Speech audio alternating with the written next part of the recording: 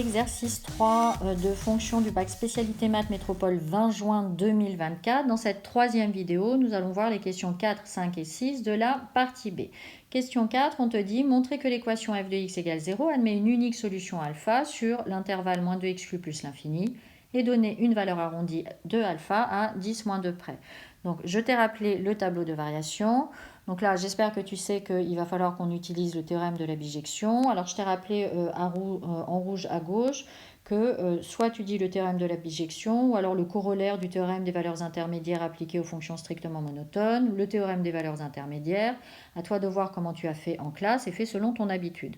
Donc, on doit vérifier 3 points. Le fait que la fonction est continue sur l'intervalle, qu'elle est strictement monotone et que notre nombre 0, puisque là on parle de l'équation f de x égale 0, donc 0 est une image, que ce nombre 0 appartient bien à l'intervalle des images. Donc c'est ce qu'on va dire, on fait nos 3 points, f est dérivable sur moins 2 exclu plus l'infini, donc continue sur moins 2 exclu plus l'infini. Je te rappelle que toute fonction dérivable est continue. Or nous savons que la fonction f est dérivable, donc on peut dire que f est dérivable, donc continue. Deuxième point, f est strictement croissante sur moins 2 exclu plus l'infini. Et enfin, on va dire que 0 appartient bien à l'intervalle des images. Et là, on va prendre les limites. On a trouvé que la limite de f de x quand x tend vers moins 2 est moins l'infini. Et que la limite de f de x quand x tend vers plus l'infini est plus l'infini. Ça nous était donné dans l'énoncé. Tu mets ton accolade et tu dis que 0 appartient bien à l'intervalle ayant pour borne la limite de f de x quand x tend vers moins 2, puisque c'est elle qui fait moins l'infini, et la limite de f de x quand x tend vers plus l'infini. Attention à bien faire des intervalles ouverts, hein, il s'agit de limites. Ensuite, tu conclus en disant, donc, d'après le théorème de la bijection, ou selon le mode dont tu as l'habitude de l'écrire, l'équation f de x égale 0 admet une unique solution alpha dans l'intervalle moins 2 exclu plus l'infini. Petite remarque, hein, fais très attention, 0 c'est une image, donc il faut bien dire qu'il appartient à l'intervalle des images. En revanche, alpha, c'est un antécédent. Hein, donc, il faut bien dire que alpha appartient à l'intervalle des antécédents. Ne mélange pas ces deux intervalles, parce que sinon on te met 0, parce que ça veut dire que tu ne comprends rien à ce que tu es en train de faire.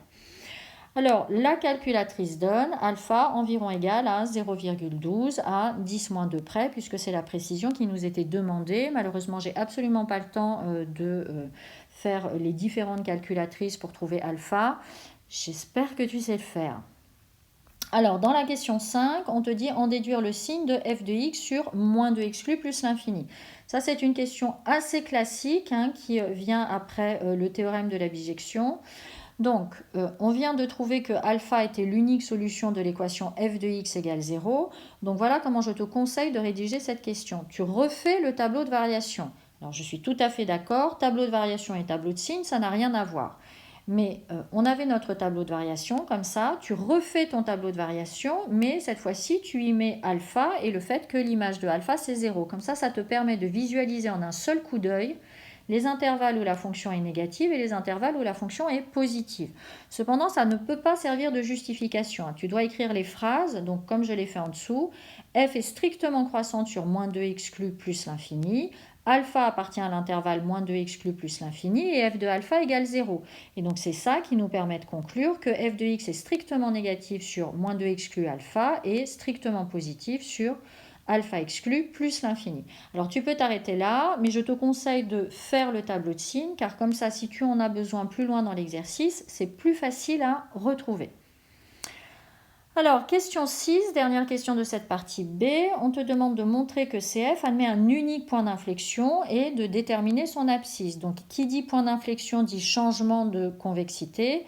Et donc, tu sais que quand on a l'expression d'une fonction, déterminer la convexité et d'éventuelles abscisses de point d'inflexion, ça revient à déterminer le signe de la dérivée seconde. Donc tu rappelles que f est 2 fois dérivable sur l'intervalle moins 2 exclu plus l'infini. Tu rappelles l'expression de la dérivée première qu'on a trouvée précédemment, à savoir que pour tout x strictement supérieur à moins 2, f' de x égale 2x au carré plus 6x plus 5 sur x plus 2. Et donc là, on va calculer la dérivée seconde. Donc f' est de la forme u sur v. J'ai rappelé la formule en rouge à gauche. Petite remarque.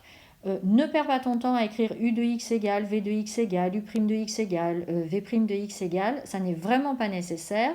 Ce que je t'invite à faire à la place, c'est mettre la structure de la formule, tu vois, comme je l'ai fait avec les différentes parenthèses qui vont accueillir U', V, U, V' et V au carré. Et deuxième remarque, ne jamais calculer une dérivée sur son brouillon, parce que tu risques de faire des erreurs de recopiage, hein. C'est déjà arrivé à certains de mes élèves. Donc ta dérivée, tu la fais directement sur ta copie. De toute façon, tu as toutes les fonctions sous le nez, hein. Donc il n'y a pas besoin d'utiliser le brouillon si tu mets la structure comme je l'ai fait là. Donc on va le calculer. Dans la première parenthèse, on doit mettre la dérivée de 2x au carré plus 6x plus 5, ce qui fait 4x plus 6. Dans la deuxième parenthèse, on met v, c'est-à-dire x plus 2. Dans la troisième parenthèse, on réécrit u, c'est-à-dire 2x au carré plus 6x plus 5. Et dans la dernière parenthèse, on met la dérivée de x plus 2 qui est égale à 1. Et au dénominateur, on a x plus 2 au carré. On développe, on a 4x fois x qui fait 4x au carré, et ensuite on a plus 4x fois 2 qui fait plus 8x, plus 6 fois x qui fait plus 6x, et plus 6 fois 2 qui fait plus 12. Et enfin, on a moins 2x au carré, moins 6x, moins 5. Donc ça nous fait 2x au carré, ensuite on a 6x moins 6x, donc il nous reste 8x, et enfin on a plus 12 moins 5 qui fait plus 7. Le tout sur x plus 2 au carré. Donc maintenant, il nous faut étudier le signe de la dérivée seconde. Donc comme je l'ai rappelé précédemment, quand on doit étudier le signe d'une expression, il est bon de regarder si on a un des facteurs qui est positif, ou plusieurs d'ailleurs. Donc là, on a x plus 2 au carré qui est strictement positif, puisque on travaille pour x strictement supérieur à moins 2, ce qui nous permet de dire que f seconde de x est du signe de 2x au carré plus 8x plus 7. Donc ça, hein, je t'invite à avoir le réflexe de toujours écrire cette phrase. Petite remarque, il faut bien dire que f seconde de x est du signe et non pas dire dépend du signe. Ça n'est pas la même chose, hein. Dépendre du signe 2, ça peut vouloir dire que c'est du même signe, mais ça pourrait vouloir dire aussi que c'est du signe opposé, hein. Donc mets bien le verbe être.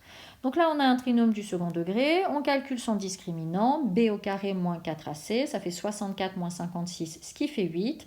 Le discriminant est strictement positif, donc le trinôme admet deux racines distinctes. On a x1 qui est égal à moins b moins racine de delta sur 2a, ce qui fait moins 8 moins racine de 8 sur 4, et x2 qui est égal à moins b plus racine de delta sur 2a, ce qui fait moins 8 plus racine de 8 sur 4. Alors pour x1, on a racine de 8 qui se simplifie en 2 racines de 2, hein, puisque 8 est égal à 4 fois 2, donc le 4 est un carré, il sort, il devient 2.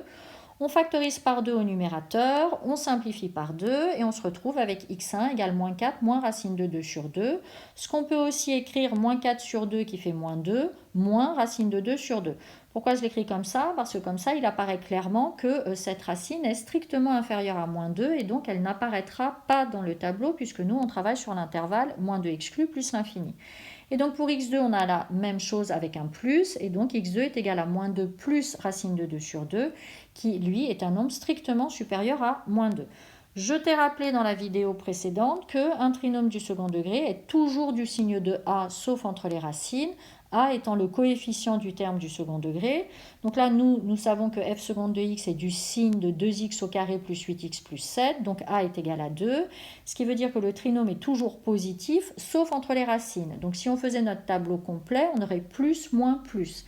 Et donc là, comme on travaille sur la partie moins 2 exclu plus l'infini, on a donc moins plus avec f seconde de x qui s'annule en moins 2 plus racine de 2 sur 2.